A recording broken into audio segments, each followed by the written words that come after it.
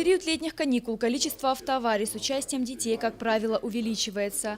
О способах обеспечения безопасности дорожного движения и мерах профилактики детского травматизма говорили сегодня на очередном заседании правительственной комиссии под председательством вице-премьера Виталия Зангионова. Он отметил хорошую работу сотрудников госавтоинспекции и призвал продолжать в том же духе.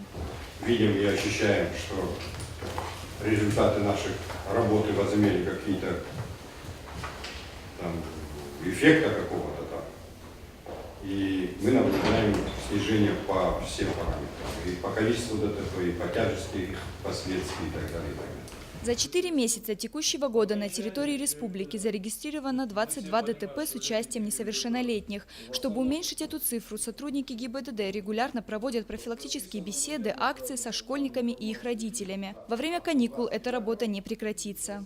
В течение летнего периода сотрудники отдела пропаганды, госавтоинспекции, как республиканского уровня, так и районного уровня, проводят мероприятия, проводят занятия в местах отдыха детей. То есть мы не оставляем, скажем, ни на секунду детей без присмотра.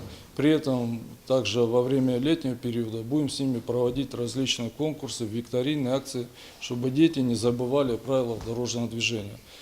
Проверить состояние дорог и решить проблемы с транспортом для перевозки детей в лагеря – еще одна важная задача, стоящая перед госавтоинспекцией. Пользование неисправными автобусами и проезд по опасным трассам необходимо исключить. Поездки должны быть согласованы и проходить с сопровождением работников полиции. Ангелина Васильева, Михаил Безуглов, Осетия ТВ.